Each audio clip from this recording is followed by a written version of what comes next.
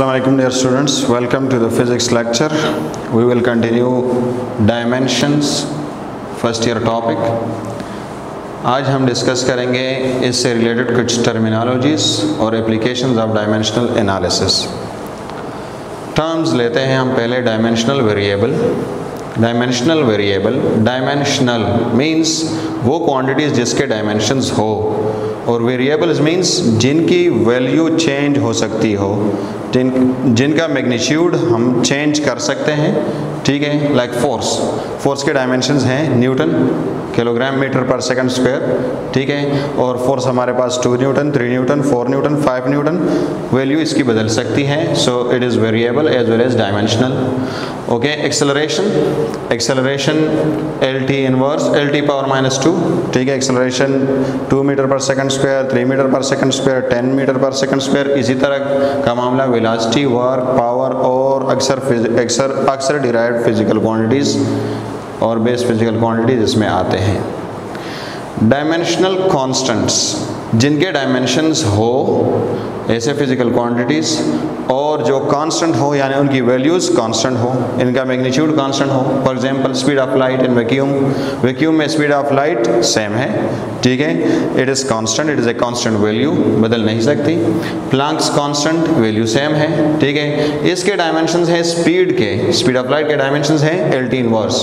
Planck's constant के dimensions हम मालूम कर सकते हैं, E = hf, h = E / f। ठीक है, सो प्लैंक्स कांस्टेंट के डायमेंशंस भी है और इसकी वैल्यू भी कांस्टेंट है, वो बदलती नहीं है।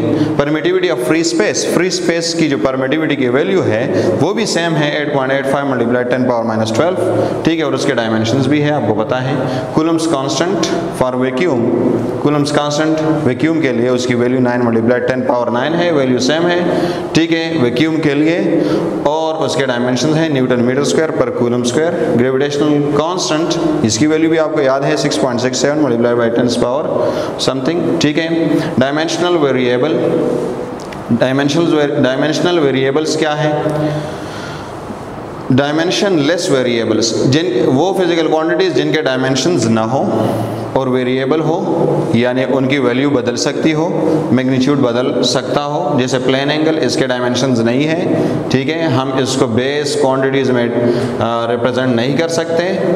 हाँ, इसकी वैल्यू बदल सकती है, चूंकि इसका यूनिट रेडियन है, तो 1 radian, 2 radian, 2 pi radians, π/2 radians हमने डिस्कस किया था इसके बारे में। सॉलिड एंगल यूनिट इसका स्टेरेडियन है, we can not express it in base physical quantities, so it is dimensionless and its value can range from 0 to 4 pi steradians. Okay, refractive index 2 speeds का ratio है। ठीक है, इसकी value बदलती है। जैसे ग्लास के लिए इसकी वैल्यू 1.5 है, ऐसे एयर के लिए और कुछ है, इसी तरह किसी भी मटेरियल, वाटर के लिए कुछ और है। Strain ΔL/L। ठीक है, change in length divide by original length. तो स्ट्रेन की वैल्यू हमारे पास 1, 2, 3, 4, 5 कुछ भी आ सकती है, और इसके अलावा इसके डायमेंशंस नहीं है, because it is ratio of 2 lengths. Okay, dimensionless constants वो कांस्टेंट्स जिनके डायमेंशंस भी ना हो। ठीक है, यानी वैल्यू भी सेम हो और डायमेंशंस भी ना हो। पेवर नंबर्स हैं हमारे पास 1, 2, 3, पाई है हमारे पास, E की वैल्यू है, और तमाम मैथमेटिकल कांस्टेंट्स यहाँ पर आ रहे हैं। एप्लीकेशंस ऑफ डायमेंशनल एनालिसिस हम देखते हैं। डायमेंशनल एनालिसिस के कुछ एप्लीकेशंस, इसको हम किस लिए यूज़ करते हैं? To check the homogeneity of a physical equation. हम किसी फिजिकल इक्वेशन की होमोजेनिटी चेक कर सकते हैं, यानी हम देख सकते हैं कि वो फिजिकल इक्वेशन लेफ्ट साइड पे जो इसके डायमेंशंस है वो राइट साइड पे भी है। देखिए यहाँ पर ये हमारे पास VF = VI + AT first equation है। VF के डायमेंशंस है LT इनवर्स और VI + AT। चूँकि ये एक स्पीड है तो इसके तो स्पीड के डायमेंशंस यहाँ पर इसको हम कैलकुलेट करते हैं। VI की जगह हमने LT इनवर्स लिखा, A की जगह LT पावर -2 लिखा और T की जगह T। सो LT इनवर्स + LT इनवर्स। ठीक है, LT inverse + L² T power -2, ये हमारे पास आ गया, ठीक है। बल्कि t और t पावर माइनस 2 जब हम इसको ऐड करेंगे तो t पावर 1 और माइनस 2 से माइनस 1 आ जाएगा हमारे पास, माइनस 1 2lt पावर माइनस 1, और 2 हमारे पास डायमेंशन लेस है इसलिए इसको हम शामिल नहीं करते, सिर्फ lt इनवर्स हमारे पास इसके डायमेंशंस हैं।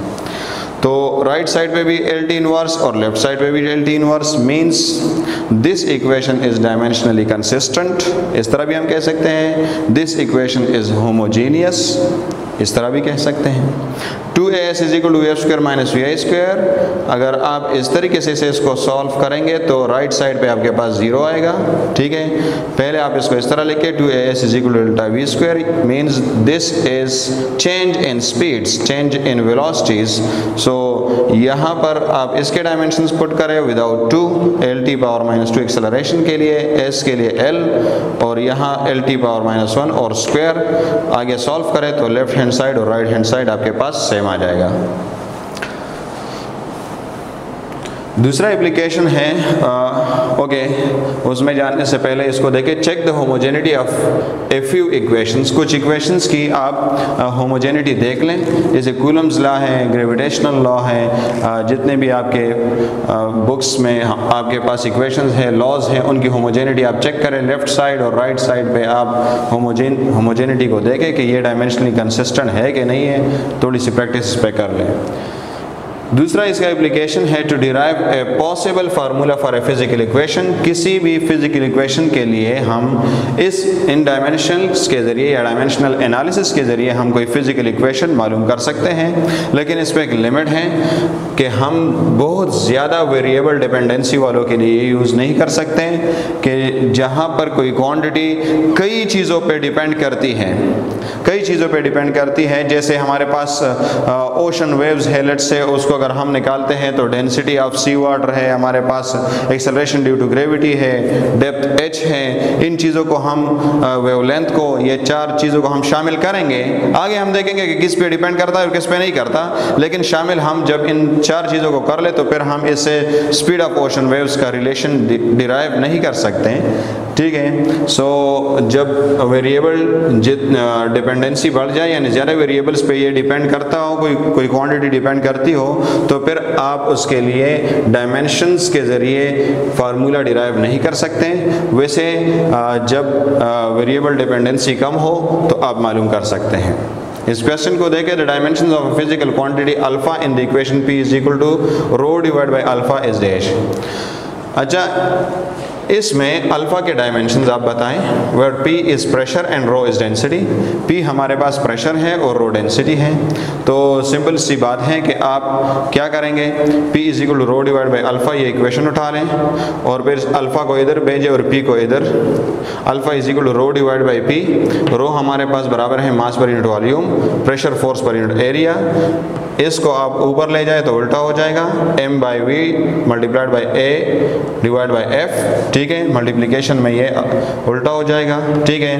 m a, पहले आप मास के डायमेंशंस लें, वो है m, और एरिया के l स्क्वायर, और यहाँ पर आपके पास है वॉल्यूम के l क्यूब, और force m l t power minus 2, ठीक है। इनको जब आप सॉल्व करेंगे तो इससे बन जाएगा m power 0 l power minus 2 और t power plus 2, which is equivalent to this one। m तो 0 है, so l power minus 2 t power plus 2।